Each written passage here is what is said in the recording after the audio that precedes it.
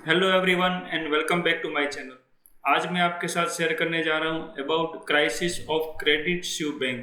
तो क्या रहेगा हम लोग आगे डिटेल में डिस्कस करेंगे। क्रेडिट स्यू जो बैंक है वो स्विट्जरलैंड की सेकंड बिगेस्ट बैंक है वो, और ये इन्वेस्टमेंट बैंकिंग है। मतलब वो बड़े बड़े लोगों से मनी कलेक्ट करके उसका फिर वो इन्वेस्टमेंट बिजनेस में और काफ़ी सारी जगह पे लेंडिंग भी करते हैं, मनी लेंडिंग भी करते हैं। तो वो वाला उनका मेन पर्पस है और मेन बिजनेस है। क्यों ये क्रेडिट स्यू का क्राइसिस यहाँ पे अभी लग रहा है? क्योंकि अगर आप उनके शेयर प्राइस प्राइस की बात करें तो उसका शेयर प्राइस अप्रोक्सीमेटली 55% कम हो गया है इन 2021 22 में कंपेयर टू 21। और अगर आप बात करें ऑल टाइम हाई से, अगर बात करें तो ऑल टाइम हाई से अभी आज के डेट में 90% में वो उनका शेयर ट्रेड कर रहा है। तो ये काफ़ी बहुत बड़ा reduction in his its share prices यहाँ पर देखने को मिल रहा है। और उसका मार्केट कैपिटलाइजेशन है वो भी नेचुरली $11 बिलियन ही आज के डेट पे रह गया है। और वो इंडिया की जो बड़ी बड़ी बैंक है, HDFC बैंक है या ICICI बैंक है, SBI बैंक है, उससे भी वो कम कैपिटलाइजेशन, मार्केट कैपिटलाइजेशन पे आज ट्रेड हो रहा है। तो ये सारा देखते हुए यहाँ पे काफ़ी सारा स्ट्रेस अभी नज़र आ रहा है ऑन क्रेडिट स्यू बैंक पे। तो ये बैंक काफ़ी मतलब हद तक बैंक करप्ट या और भी प्रॉब्लम्स आ सकते हैं, वैसा अभी मार्केट में रूमर्स चल रहा है। और उनके जो मेन जो प्रॉब्लम अभी फेस कर रहे हैं, वो जो प्रॉब्लम दिख रहा है कहाँ से मतलब ये ट्रिगर हो रहा है, वो प्रॉब्लम का मेन जो है वो क्रेडिट डिफॉल्ट स्वैप जो होता है। अगर मैं आपको सिंपल लैंग्वेज में अगर समझे तो क्रेडिट डिफॉल्ट स्वैप मतलब क्या होता है कि फॉर एग्जांपल हमने हमने फॉर एक लोन लिया है, वो समझो एक XYZ बैंक से लोन लिया है।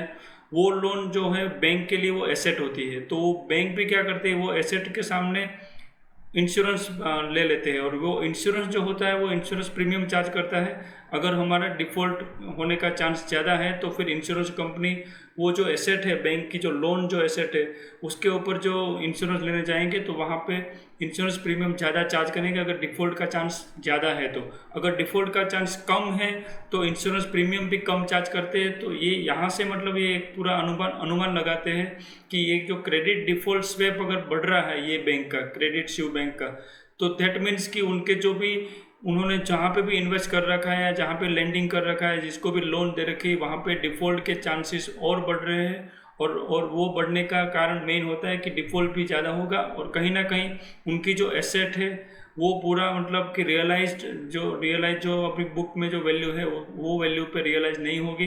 तो वो पूरा का पूरा क्राइसिस खड़ा हो जाएगा। उसकी वजह से ये क्रेडिट डिफ़ॉल्ट स्वैप होता है वो उनका काफ़ी बढ़ने लगता है, और वो बढ़ने से क्या उनका इंश्योरेंस प्रीमियम का जो एक्सपेंसेस होता है वो भी बढ़ता है, और फाइनली फिर वो बैंक पूरा लॉस मेकिंग हो जाता है। और उसके दूसरा एक प्रॉब्लम यहाँ पे अभी देखने को मिल रहा है, तो टॉप लीडरशिप है उसमें भी काफ़ी सारे चेंजेस और काफ़ी सारे 3-4 CEO जो थे वो भी यहाँ पे बदल दिए गए हैं सिंस 2020 से लेके आज तक अगर देखेंगे तो 3-4 CEO भी बदल दिए गए हैं, और काफ़ी सारे स्ट्रेस और काफ़ी सारे प्रेशर्स यहाँ पे देखने को मिल रहे हैं। और दो दो बड़े जो चेंजेस है वो, एक तो उन्होंने एक कंपनी में $10 बिलियन का इन्वेस्टमेंट किया था, और दूसरी एक कंपनी थे उसमें $5 बिलियन का इन्वेस्टमेंट किया था। और दोनों जो कंपनी इन्वेस्टमेंट जहाँ पे कर रखा था ये बैंक ने, वो दोनों कंपनियाँ यहाँ पे आज के डेट में बैंक करप्ट उन्होंने डिक्लेयर कर दिया है। तो कहीं ना कहीं मतलब ये, और उनकी सारा ये जो है उसका इम्पेक्ट पूरा उनके शेयर मार्केट के जो शेयर के प्राइस है उसके ऊपर का नज़र आ रहा है। और वो देखते हुए आज के डेट में हमारे इंडियन मार्केट में भी काफ़ी सारे रूमर्स चल रहे हैं कि ये एक बहुत बड़ा क्रेडिट रिस्क हो सकता है। और यहाँ पे मार्केट 2008 के कंपेयर करके सब लोग मतलब 2008 को ही कंपेयर करके लग रहा है कि ये चीज़ अभी डिफ़ॉल्ट होगा, और मार्केट बहुत बुरी तरह से क्रैश हो सकता है इन 22 में। तो ये अगर हम बात करें, अगर इंडियन मार्केट में इसका जो इम्पेक्ट है उसको अगर देखें, तो आज की डेट में अगर इम्पेक्ट ऐसे तो कोई असेस नहीं कर सकता है, क्योंकि ये कितना इम्पेक्ट कर सकता है और कौन से एरिया में या कौन से सेक्टर में इम्पेक्ट कर सकता है। मगर मैं जस्ट आपको मेरा जो व्यू है वो जो मैं बताऊं, तो मुझे जो 2008 के जो क्राइसिस थे, जो 2008 और यहाँ पे अभी 2022 में क्राइसिस है, वो दोनों ही टोटली डिफरेंट है। तो ऐसा नहीं कि हर चीज़ में अगर 2008 को ही कंपेयर करके डायरेक्टली वो क्राइसिस से कंपेयर कर ले तो वो सही नहीं है। तो वो तो कंपेयर करना ही नहीं चाहिए मेरे हिसाब से। दूसरा एक बड़ा जो था 2008 में जो बबल्स था वो हाउसिंग लोन का ऊपर पूरा बबल्स था, और हाउसिंग लोन में जो कंटिन्यूस लोन जो दिए जा रहे थे वो एक पर्टिकुलर ओवरऑल सेक्टर का एक बबल्स था।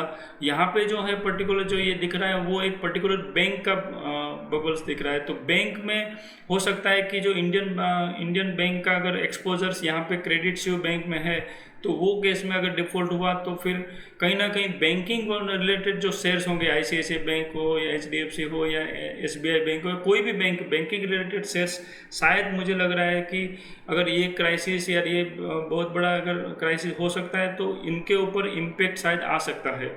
दूसरा अगर बात करें तो ये क्रेडिट स्विस बैंक का जो एक्सपोजर है ऑन इंडियन मार्केट या इंडियन स्टॉक मार्केट में, तो वो भी कोई बड़ा इतना कोई हाई वैल्यू एक्सपोजर भी यहाँ पे नहीं है, और अराउंड 22,000 करोड़ का ही है। तो वो भी कोई बड़ा एक्सपोजर नहीं बोल सकते आज के डेट में कि जो हमारे पूरे स्टॉक मार्केट को ही पूरा ख़त्म कर दे और स्टॉक मार्केट को ही पूरा इम्पेक्ट कर दे।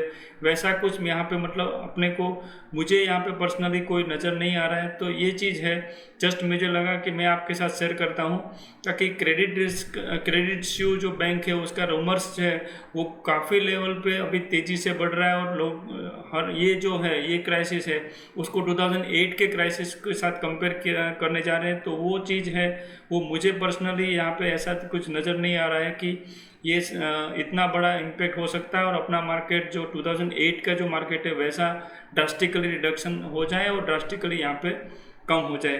तो मैं आशा करता हूँ कि ये वीडियो आपको काफ़ी हेल्पफुल और यूज़फुल लगा होगा। तो ये वीडियो को जरूर लाइक और शेयर करिएगा और मेरे चैनल को भी सब्सक्राइब कर लीजिएगा ताकि आपको रेगुलरली ऐसे इन्वेस्टमेंट एंड फाइनेंशियल टिप्स मिलते रहेंगे। Thank you.